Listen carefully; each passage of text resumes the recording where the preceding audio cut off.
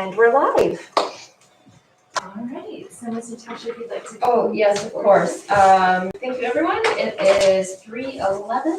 Let's start. Your guest here in the corner. Now we can hear you, Mylene. We just heard you. I know. Tom Starr. Yeah, Tom Starr is here. Oh, hi, Tom. I thought that might be you. Yeah, he has prepared some a comment that he would like to share with us. So we'll go ahead and give you the floor, Tom. Is Randy here? Yeah, Yes. over here. Randy's right here. Yeah, why don't we introduce ourselves, since the people on the camera may not know. I'm Randy Gaylord, San Juan County Prosecuting Attorney and member of the Canvas Board. I'm the masked council member. Oh, Bill Watson. Tom Starr, Natasha Warmanhoven. retired observer. Natasha Warmanhoven, Chief Deputy Auditor, and here representing the Canvassing Board member, Mylene Henley, our auditor.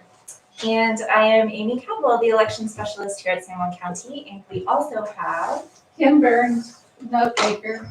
extraordinaire. Thank you, Kim. All right.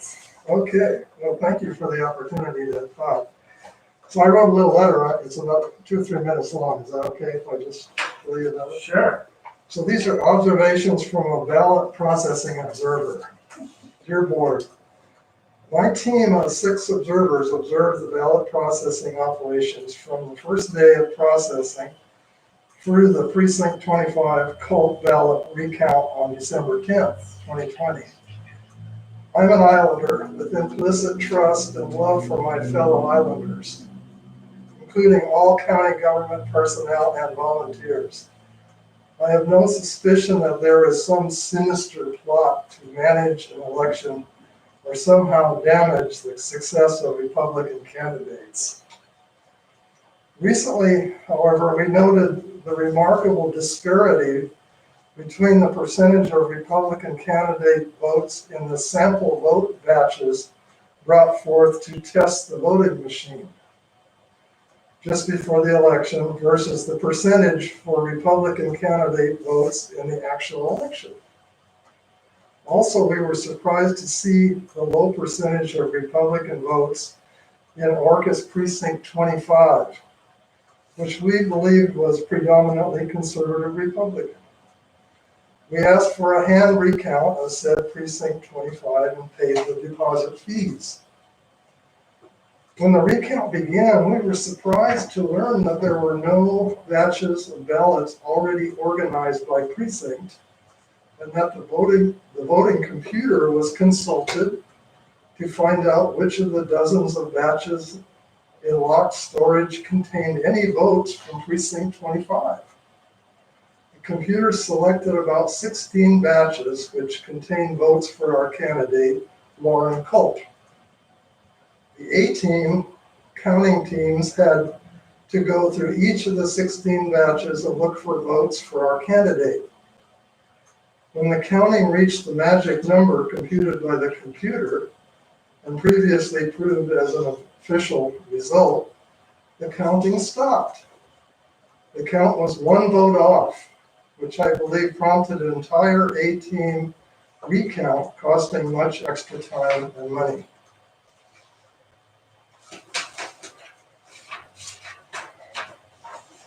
Unfortunately for us, we thought we were getting a comprehensive manual recount, and I have manual in caps. To us, that meant everything manual, with no computer intervention. Only going through every ballot voted in the county would verify that the voting machine was correct.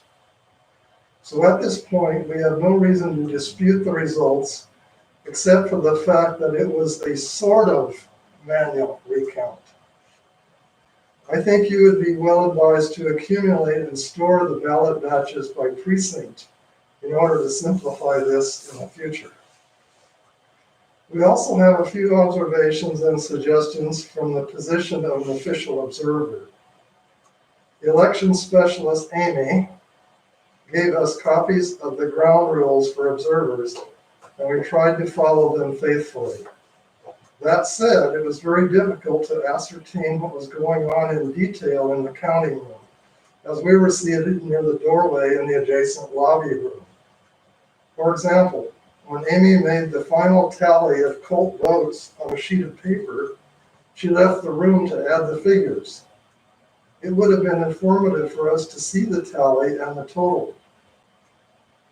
Perhaps it is not too late for us to get a copy. Please be assured that we totally appreciate Amy's continual courtesy to us during these hours of ballot processing.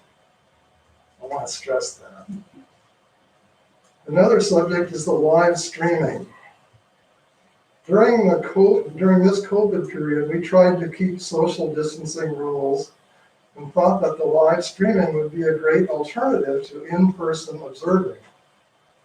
We appreciated the county's effort to give folks an alternative way to view the ballot processing proceedings.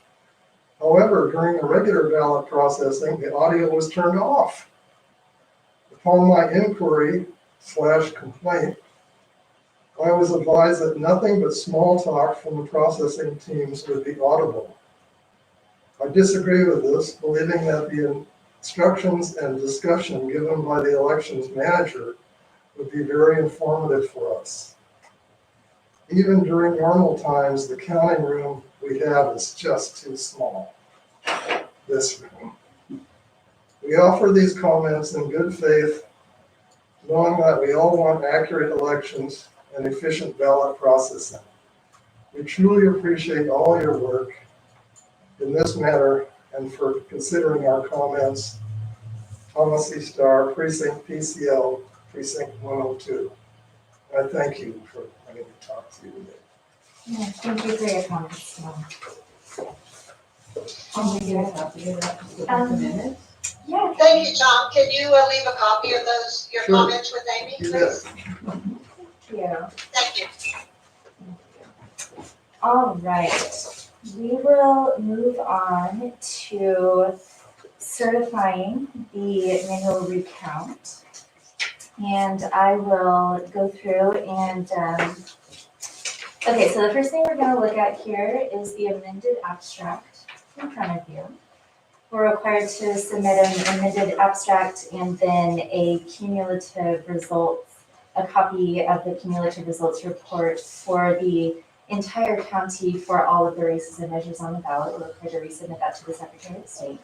So on our amended abstract here for the precinct that was hand counted, we had no change in the amount of votes counted. We had the machine count for Jay Inslee was 711. Our hand recount was 711. The machine count for Lauren Culp was 199. The recount was 199, and that's a hand recount. The machine count for overvotes was 0, and the hand recount was 0. And for write-ins and undervotes, I would like to make a comment and say that during the recount, the hand recount, 2 votes that should have been counted as write-ins were counted as undervotes because I gave incorrect guidance to the counting teams. The 2 votes were written very messily, but most of the letters could be distinguished on those lines, and the counting teams were told that these should be counted as undervotes. However, the Secretary of State's office was consulted and confirmed that anything written on a write-in line is considered a write-in, even if it doesn't appear to constitute a name. So the 2 votes that should have been counted as write-ins are included in the amended abstract as write-ins. So if I just scribble a line, that's still a write-in. Technically, yes. Right. Okay. Mhm. Okay, so the machine count for write-ins was 5, the hand recount for write-ins was 5, the machine count for undervotes was 13, and the hand recount also counted 13 undervotes. I have here, so these were all the same, they didn't change the results. I have here a copy that was printed today of the cumulative results report if you all would like to review it. Is this the same that was provided in the email earlier today? Yes. Yes. Okay, thank you. That is the page that the governor's race is on. This is a copy of the cumulative results report that was printed on November 24th, which is the day that we originally certified the election. And you can take a look there and see that there's no change in the total amount of votes for governor. Are there any questions from the council? I don't have any questions. I would like to make some comments after we've taken action to approve the amended abstract. Sure. The product that we are here to approve is this document called an amended abstract. And it is identical in number of votes for Jay Inslee at 711, Lauren Colt, 199, undervotes 13, overvotes 0, write-in votes 5, total ballots counted 928. So I'd like to move to approve the amended abstract. I'll second it. All in favor? Aye. All right, motion passes. And in that case, I would love to have you all sign the oath of authenticity and certification of the canvassing board for the recount. And whenever you would like to make your comments, Randy, you're welcome. Yeah, I'll sign that and then I'll have a couple of comments. All right.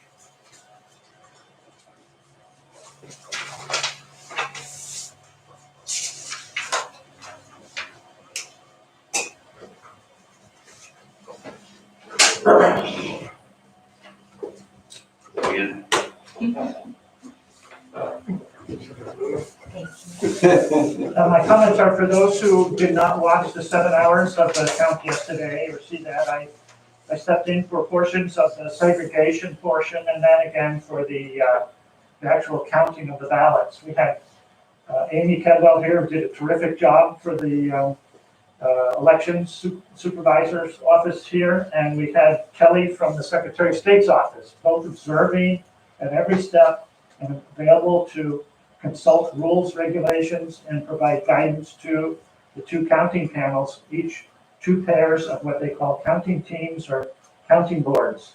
And these are people who have been experienced counting ballots for San Juan County in the past. They're very reliable people, trustworthy. I'm really pleased that we had people like that who are willing to come in to this room and do this during the time of COVID. I think it's a big ask to have people come and spend all day in a room of this size for that purpose. But it was done, and the result is exactly as planned.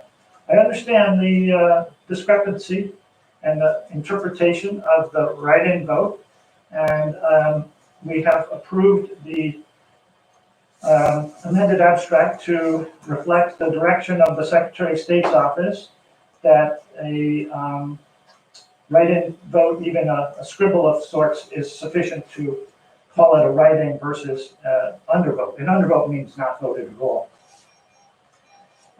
We get guidance from the Secretary of State's office, and it's really great to have a person here, as well as they set out rules and regulations. And all that I observed was exactly in compliance with the rules and regulations of the Secretary of State's office.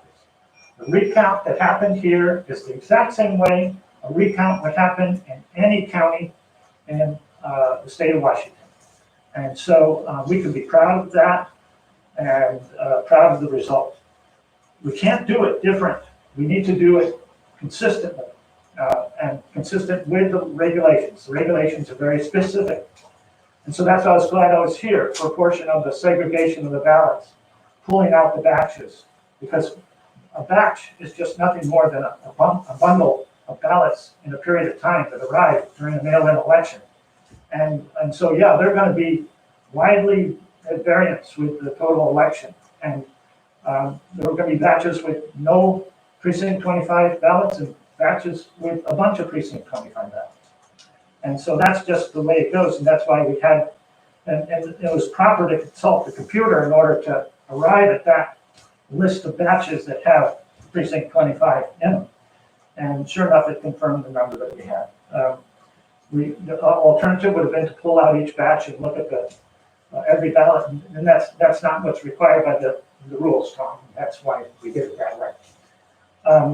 So the tally was done also according to the rules, and there were times when I observed and there was a slight miscount, and the ballots were shifted to the other tally board, and the miscount was rectified, so that the true count is the exact count.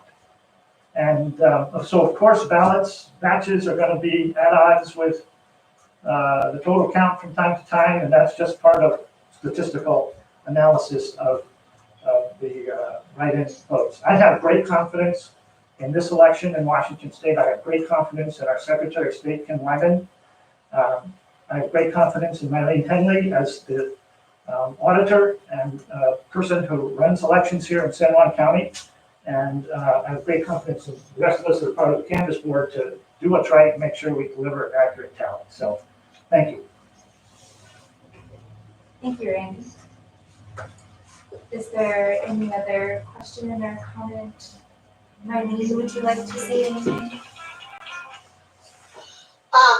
No, only that I appreciate the extraordinary efforts of Amy under unusual circumstances, unusual in a couple of ways, stepping in and running both the certification and then the recount certification, and our wonderful, wonderful elections workers who are willing to come in once again.